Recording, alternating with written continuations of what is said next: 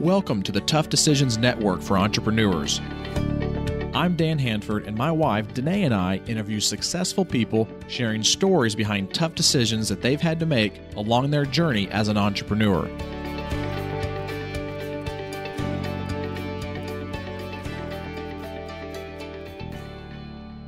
On the podcast with us today is Ty Pfenninger-Lindfors. Welcome to the podcast, Ty. Hey, thank you so much for having me. Hi, Ty. We're looking forward to talking with you today about some of the tough decisions you have made. But to get us started, just give us a little bit of background about how you got to where you are as an entrepreneur and what you're doing right now.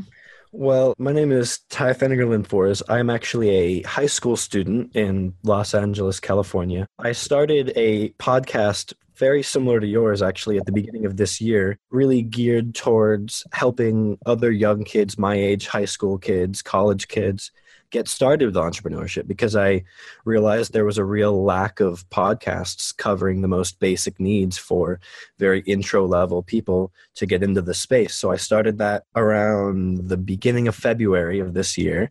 And since then, it's really taken over my life, but I've enjoyed every minute of it. Now, is your podcast, what's the frequency of it? I keep it as close to weekly as I can every Monday, but sometimes especially now going into my junior year of high school, it's the very beginning of the year, and it's been a little bit tough for me to try to get into the flow of things because this is a very hard year in high school. You know, you're starting to think about colleges, your grades matter the most, AP classes, but I keep it as close to weekly as I can. Sure. And what's the name of the podcast? It's called Project Z, aimed at people in Generation Z. And I believe I am now on episode around, I think 20 or 21 is coming out next week. That's awesome. Congratulations, man. I'm really excited for you about that. So I want you to kind of talk to us a little bit about, maybe even with this podcast that you've started, a tough decision that you had to make along this process and some of the lessons you learned through it. That this tough decision, I want you to first start us off with, that had a not so good outcome. And because a lot of times as entrepreneurs, we can learn a lot from other entrepreneurs in the decisions that didn't have the best outcome. Yeah, I think, my first real big tough decision was when I started, not even this, but when I just decided I want to do something related to entrepreneurship. I really put everything else in my life second. And, to some extent, that's good. Maybe it wouldn't kill me to not go out one Saturday with friends or something like that. But I am also the person who will also put back all of school, all of my family things. And for the first 4 or 5 months, it was really hard for me to try to get used to the fact that even though I did absolutely love entrepreneurship, I had to also be a part of the rest of my life anyways. And that was beginning to balance those things was really tough for me. And what are some things that you would say that, looking back, are some of the lessons you learned through that? Well, I think one of the largest lessons I learned is you have to learn how to completely commit yourself to something, but also realize that it cannot be the center of your world. Because even if you're starting a new business and, in my head, it could be your favorite thing, it could be related to the topic you love the most, but you still might have to work a side job to bring in the extra cash. You still might have to study for college classes. Even if you're doing something you absolutely love, you can't let that take away from the rest of your life and family time and studies or anything else like that. I see a lot of different applications from just what you said there. Can you kind of maybe extrapolate that a little bit more into an area as you get older and as you're graduating high school and you're going into college, maybe even out of college, how you can apply that even moving forward as you continue to grow as an entrepreneur? Yeah, well, I think, no matter how much my work consumes me, booking back-to-back podcast recording episodes or, spending hours working on what's my marketing budget going to be for the month, I'm still going to have to learn how to spend time with my family. And even if you're just looking at it in the sense of entrepreneurship, learning how to devote myself to multiple tasks at once is helpful just in the business sense as well, especially if you're doing something where it's just yourself or you and one other co-founder. You're going to have to learn how to be a jack of all trades. You're going to have to learn how to record the episodes as well as edit the audio, produce the episodes, and do the marketing all at the same time, especially in this day and age. It really takes away from you if you can only do one thing, because everyone's learning how to do multiple things and making themselves more valuable that way. Well, and I think both Dennae and I would attest to the fact that definitely in the beginning as an entrepreneur, you have to be willing to do just about everything. Yeah, and I learned that the really hard way, because I started my podcast. I really started it almost rushed because I knew personally I had a tendency to come up with what I thought would be a great idea and then wait so long. I got to the point where I even talked myself out of the idea. But I just said, I think this podcast is a great idea. I bought the recording equipment on site because I had some extra cash from my birthday. And I said, now I can't not do this. I just put $450 down for some recording equipment. Now I'm responsible to do this. And I rushed into it, and I put no thought towards who's going to edit the audio, how am I going to produce it. And so, I learned really hard. It ended up with me staying up till like 4 a.m. on a school night because I wanted to put the episode out the next day, but never touched an audio file in my entire life. But I learned from that. Well, the good news is, Ty, I don't know if anybody else has told you, but it sounds like you're a true entrepreneur, because this scenario that you're describing here has happened more than once for us.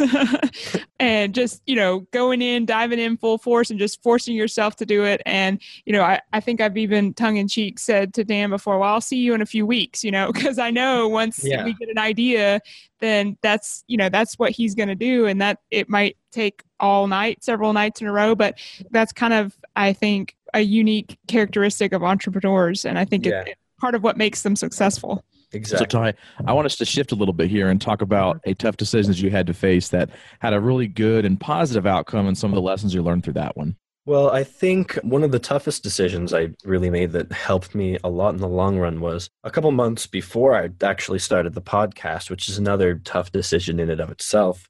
I decided I did want to do something entrepreneurial.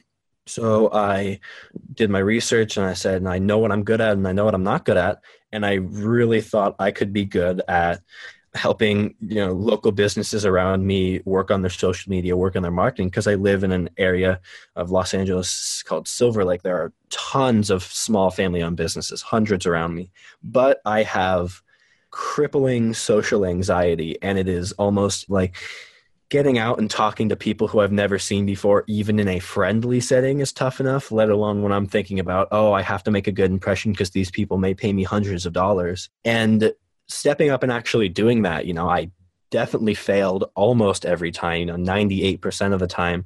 But even the times I did fail, I actually learned so much about how to communicate with people that when it came time to actually me starting my podcast, I was able to talk to strangers, especially in a business setting, a lot easier.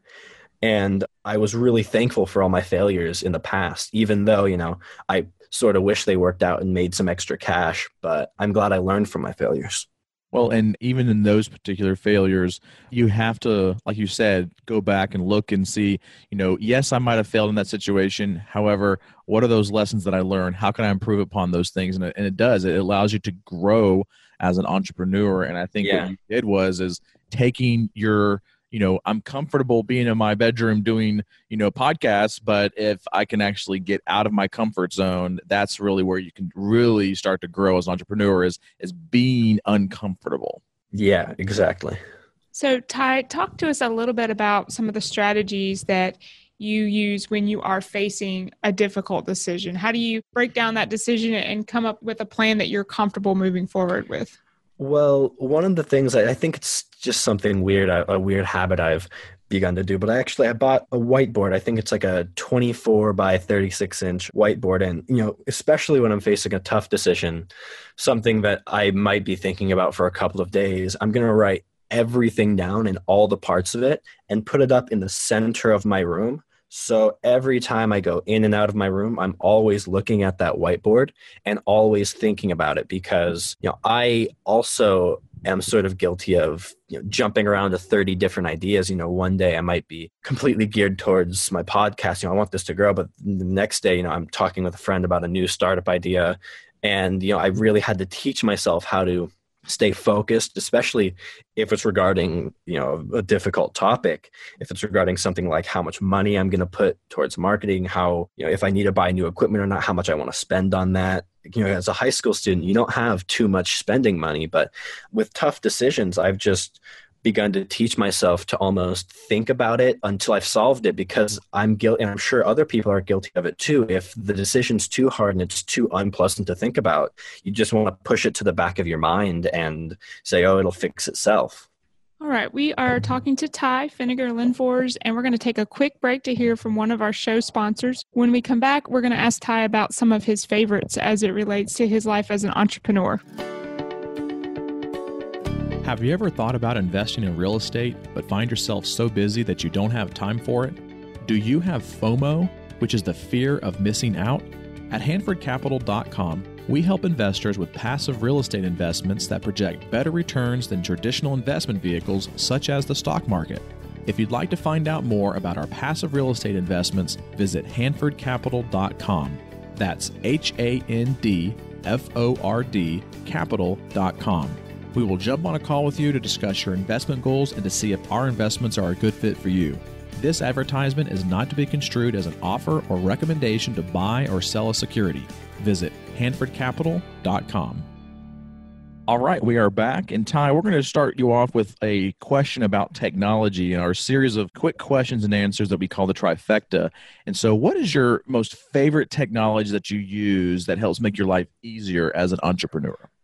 Well, I think this is very specific towards what I'm doing. It's a program called Zencastr, and it's meant for recording audio for podcasts. And before I was introduced to that, my very first episode, the podcast, I was going to record over Skype.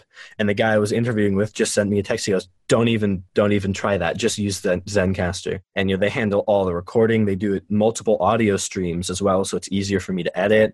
They do some automatic post-production, like minimizing echoes and background noise. And it's probably saved me hundreds of hours over the course of the past 7 months. Ty, what is a quote that you've heard that's helped you as an entrepreneur?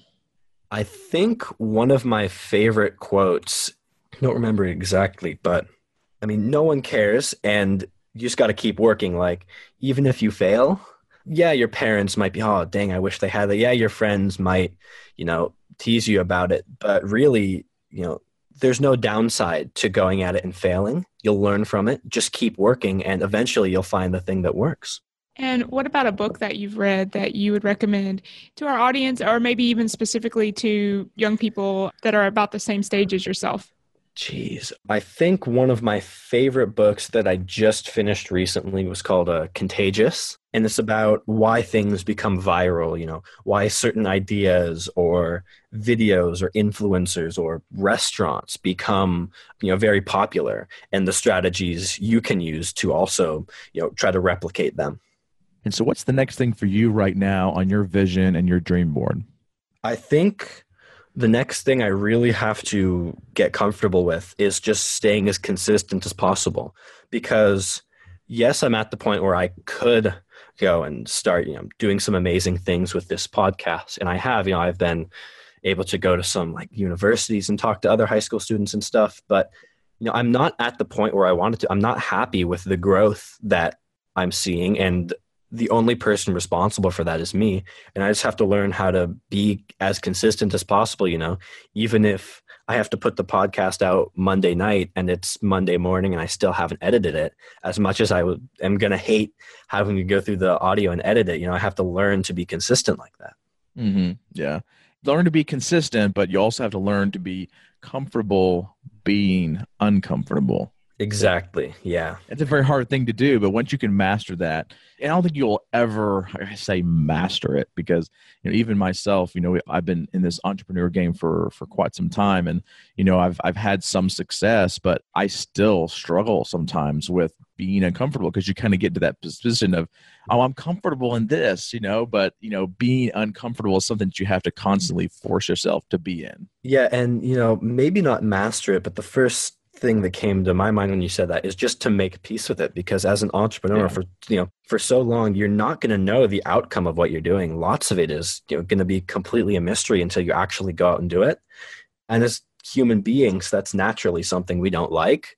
And the only way to really get through that is to say, it's okay that I don't know what's going to happen. I'm still going to do this anyways. Mm-hmm. Yep. Well, Ty, thank you so much for taking some time out of your schedule this morning. How can the listeners reach out to you if they want to follow you more and listen to your podcast and the like? Yeah, well, Project Z podcast is up on all major platforms, iTunes, Google Play, Spotify. They can check that out. And then my Instagram, the podcast's Instagram is project_Z_podcast. My personal Instagram is Ty Pfenninger-Lindfors. Good luck spelling that out. But we'll put it in the show notes for sure. Yeah, that'll make it a lot easier. Yeah, we'll definitely put all the links to the different social media and as well as your LinkedIn and stuff like that, and even to the podcast, so you can continue to grow that as well. So thank you so much for taking some time, and look forward to kind of following you and seeing how your podcast is growing, and look forward to having you on a future episode as you continue to grow as an entrepreneur. Yeah, sweet. Thank you guys so much for having me. Thank you for listening to the Tough Decisions Network. Be sure to visit toughdecisions.net to gain access to show notes for this episode and to join our free weekly entrepreneur email, where we will send you news about the latest technology for your business, inspiring quotes, and the latest books for entrepreneurs. That's toughdecisions.net.